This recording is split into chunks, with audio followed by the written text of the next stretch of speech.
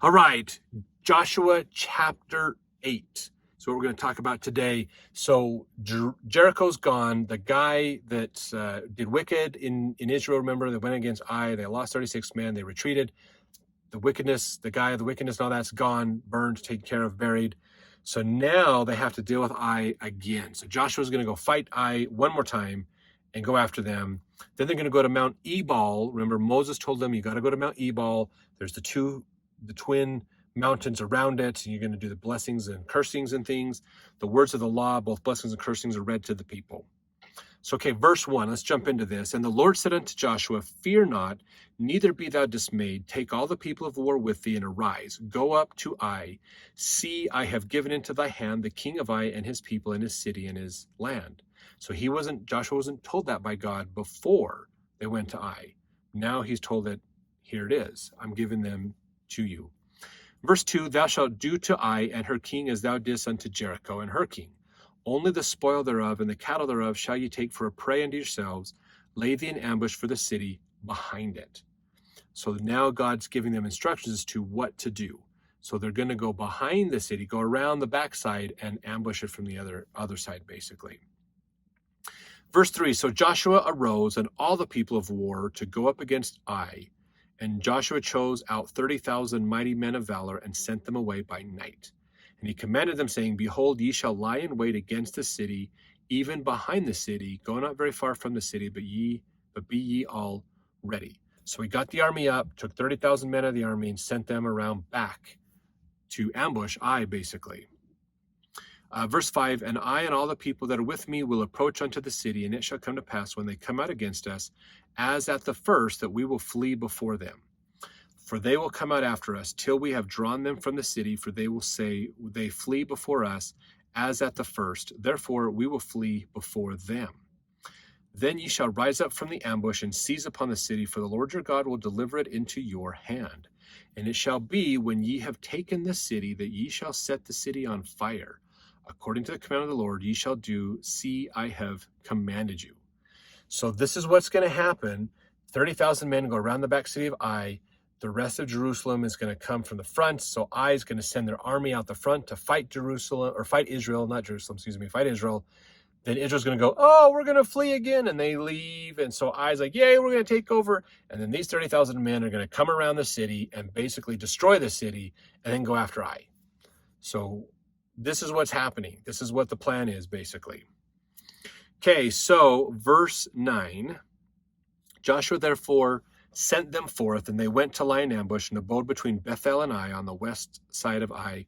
But Joshua lodged that night among the people. And Joshua rose up early in the morning and numbered the people, and went up, he and the elders of Israel, before the people of Ai. Remember when they said he numbered the people, that's counting the men, the armies, and so they're arranging the people so that they can be counted and organized for the marching and what they got to do. Then he went up, he and the elders of Israel, before the people of Ai, and all the people, even the people of war that were with him, went up and drew nigh and came before the city and pitched on the north side of Ai. Now there was a valley between them and Ai. He took about 5,000 men and set them to lie in ambush between Bethel and Ai on the west side of the city. So a second ambush. And when they had set the people, even all the host that was on the north of the city, and their liers in wait on the west of the city, Joshua went that night into the midst of the valley. And it came to pass, when the king of Ai saw it, that they hasted and rose up early, and the men of the city went out against Israel to battle, he and all his people, at a time appointed before the plain. But he wist not that there were liers in ambush against him behind the city. So Ai is going, you got to look at this from his perspective. He sees Joshua and the Israelites coming and camping there, and Ai's like, yes, they came back. It's time to stick it to them again. It's time to defeat Israel again. If we can destroy them, we're the first nation that is held against them.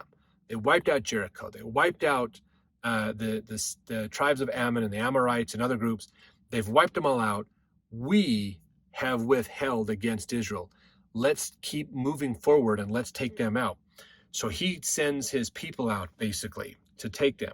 Verse 15, but he doesn't know that Joshua has a plan. He's baiting him.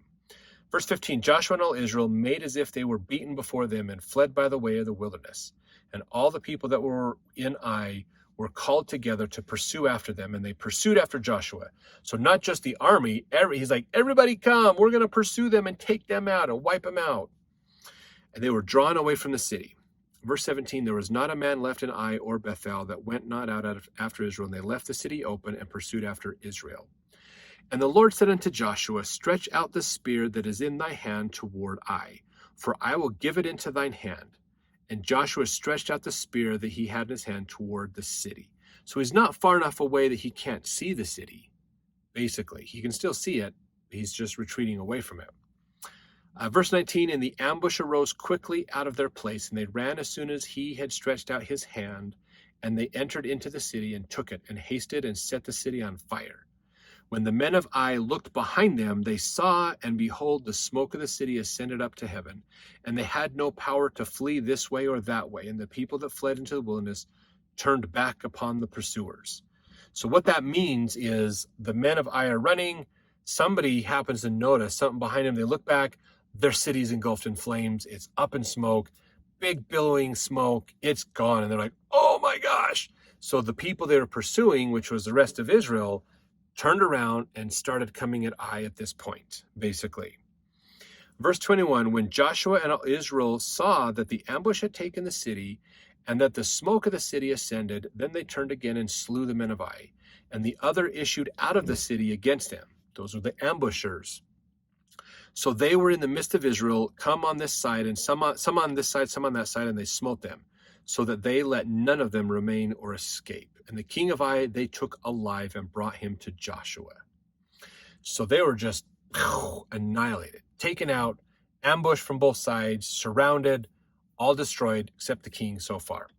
Verse 24, it came to pass when Israel had made an end of slaying all the inhabitants of Ai in the field, in the wilderness wherein they chased them, and when they were all fallen on the edge of the sword, until they were consumed, that all the Israelites returned unto Ai and smote it with the edge of the sword.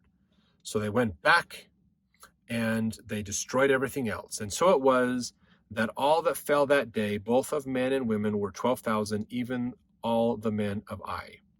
For Joshua drew not his hand back, wherewith he stretched out the spear, until he had utterly destroyed the inhabitants of Ai. Now remember, that is something that Moses did too. When he held up his hands, they won against the Moabites. When his hands fell, they didn't. So Joshua did, he held out his spear, and he kept it out there until the battle was over, basically to help him. In verse 27, only the cattle and the spoil of that city Israel took for a prey unto themselves, according to the word of the Lord, which he commanded Joshua. And Joshua burnt Ai, and made it an heap forever, even a desolation unto this day. And the king of Ai he hanged on a tree until eventide. And as soon as the sun was down, Joshua commanded they should take his carcass down from the tree, and cast it at the entering of the gate of the city, and raise thereon a great heap of stones that remaineth unto this day. Then Joshua built an altar unto the Lord, the God of Israel, in Mount Ebal. Remember, Moses commanded this to happen. And Moses, the servant of the Lord, commanded the children of Israel, as it is written in the book of the law of Moses, an altar of whole stones, over which no man hath lifted up any iron, that they offered thereon burnt offerings unto the Lord, and sacrificed peace offerings. And he wrote there upon the stones a copy of the law of Moses, which he wrote in the presence of the children of Israel. And all Israel and their elders and officers and their judges stood on this side the ark, and on that side before the priests, the Levites, which bear the ark of the covenant of the Lord, as well as the stranger as he that was born among them, half of them over against Mount Gerizim, and half of them over against Mount Ebal, as Moses the servant of the Lord had commanded before, that they should bless the people of Israel. And after he read all the words of the law, the blessings and cursings, according to all that is written in the book of the law, there was not a word of all that Moses commanded, which Joshua read not before all the congregation of Israel, with the women and the little ones and the strangers that were conversant among them.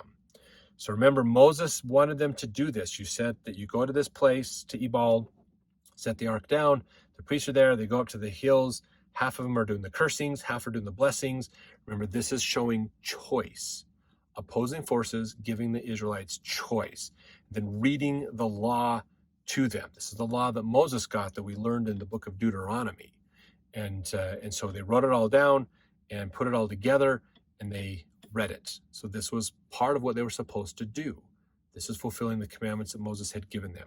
So let's jump to the next chapter to learn more. Actually, before we jump, I want to point something out that was really interesting. So for anybody who's a scholar of the Book of Mormon, you realize that there was a lot of battles that happened. And there was quite a bit of ambushing that happened in the Book of Mormon battles during the time of Captain Moroni. This battle, if you're familiar with those stories, you probably read this chapter and went, wait, this sounds a little familiar. So maybe Captain Moroni was a scriptorian. Maybe he knew the scriptures well and he understood. He probably, being somebody who was the captain of the Nephite armies, he probably studied Joshua. He probably used the book of the Old Testament that they had at the time to help them in understanding military strategy and other things and tactics to help as they fought their armies too. So there's some possibilities there. So if you have some thoughts on that, put that in the comments. I'd love to hear it. And if not, we'll see you in the next chapter.